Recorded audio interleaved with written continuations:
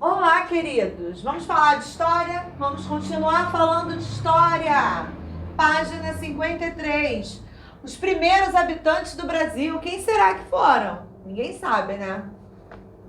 Vamos lá? Título: Os primeiros habitantes do Brasil. Os primeiros habitantes do Brasil foram os indígenas. Muito bem, certa resposta. Eles já habitavam as terras brasileiras muito antes dos portugueses. Historiadores afirmam que havia por volta de 100 milhões de indígenas no continente. Só em território brasileiro, esse número chegava a 5 milhões de nativos, aproximadamente. No período da chegada dos portugueses, os indígenas se dividiram em 7 grandes povos. Por que será que eles se dividiram? Vamos ver se a gente consegue descobrir. Próximo parágrafo. Hoje, para estudar as populações indígenas, é comum agrupá-las, conforme as semelhanças existentes entre suas línguas. Isso permite reunir povos com características culturais comuns. E aí nós temos um mapa que eu vou pedir para que vocês observem a legenda também. Embaixo do mapa está escrito assim: assim são classificados 4 troncos linguísticos principais. E aí vocês vão continuar aqui a leitura e no finalzinho ele diz assim: apesar de toda a diversidade, existem elementos culturais semelhantes, como a organização em tribos. Por que a tia não está lendo tudo? Porque essa matéria de hoje está muito extensa. Então a tia escolheu alguns trechos para a gente poder ler junto e depois vocês vão fazer a leitura de forma silenciosa ou vai chamar quem estiver aí em casa com você, cada um lê um pedacinho, tá bom? Próxima página, página 54. Vamos lá? Nós temos essa imagem aqui de um índio, né? Embaixo também temos mais índios. E vamos ler um pouquinho desse texto. Uma tribo é um grupo de famílias que fazem sua aldeia em uma mesma área, falam a mesma língua e têm os mesmos costumes e um sentimento de união entre si. Várias aldeias e tribos formavam cada um desses povos.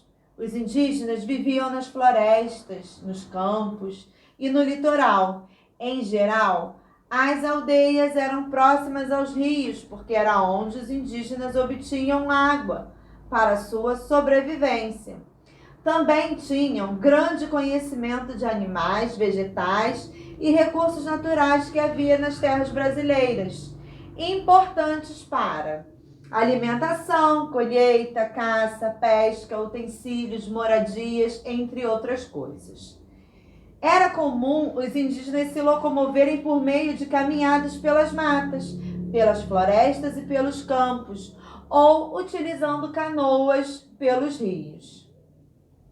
Abaixo tem aí a imagem de um índio, né, andando pelas matas, o outro na canoa, e embaixo nós temos o trabalho indígena.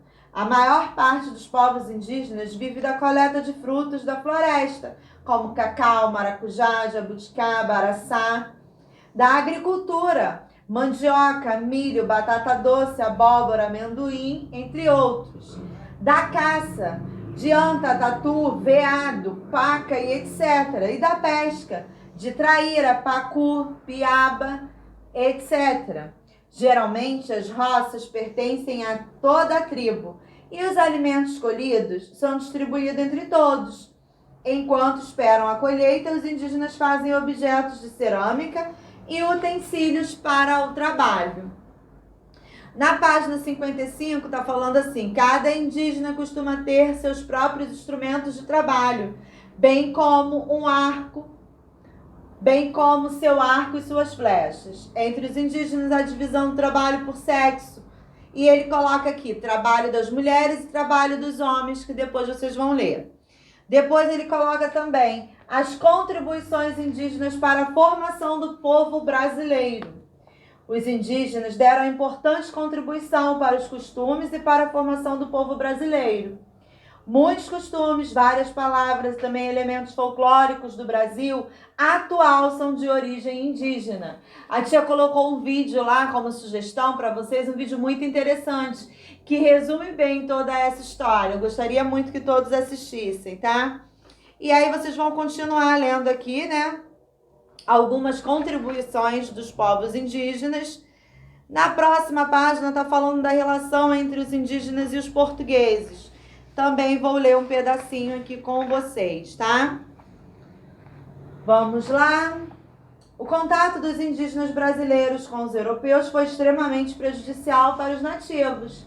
Quem se deu mal nessa história? Os índios ou os europeus? Os índios, né? Então foi prejudicial demais para os índios.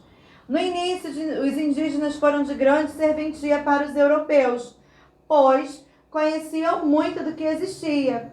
E os europeus aproveitaram para trocar com ele objetos como espelhos, pelas riquezas que lhes interessavam.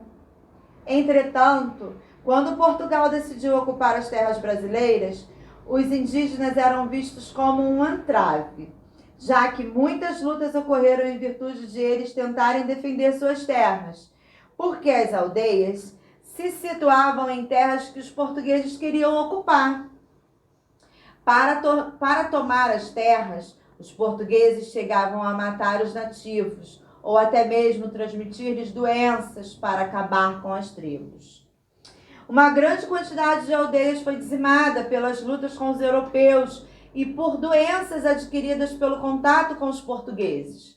Varíola, sarampo, coqueluche, catapora, tifo, difteria, gripe, peste bubônica e provavelmente malária também. Eles foram enganados, explorados, escravizados e, em muitos casos, massacrados pelos portugueses. Eram tratados como selvagens que precisavam ser domesticados, na visão dos portugueses. Mas nós sabemos que eles não precisavam ser domesticados, né? Eles precisavam sim ter sido respeitados e serem ali permitido que eles vivessem da maneira que eles achassem melhor, né? Dava para todo mundo viver junto, mas não foi assim a história. Vamos para a página 57. Hoje em dia, trabalha-se com a estimativa de existirem 206 etnias e 170 línguas nativas indígenas. Entretanto, ainda existem tribos que vivem em locais de difícil acesso na Amazônia. Por isso, esses números podem ser bem maiores. E continua falando assim: para manter suas tradições e sua cultura, os indígenas precisam das matas e florestas, pois são nelas que mantêm sua forma de viver. E o texto vai continuar falando, lá no último parágrafo, diz assim: no penúltimo. Os portugueses obrigavam os indígenas a seguirem a sua cultura, para que aos poucos fossem perdendo a deles e, consequentemente, a sua identidade. Os indígenas não começaram a deixar de existir. Eles tinham um comportamento igual ao dos portugueses. E agora vai falar de uma coisa muito importante. A questão da preservação das tradições e da cultura dos indígenas é tão importante que existe um órgão do governo específico para tratar dos assuntos referentes a eles. A FUNAI, Fundação Nacional do Índio, que tem ajudado bastante os índios aí nessa luta contra todos esses problemas. E aí eu vou pedir para que vocês leiam novamente o texto que inicia na página 53. Dessa vez leiam com calma, marquem aquilo que vocês acharem mais interessante e somente depois realizem as atividades da página 58 e 59, tá bom? Beijinho, daqui a pouco eu volto com a correção, tá? Leiam de novo, com calma e façam as atividades. Beijo!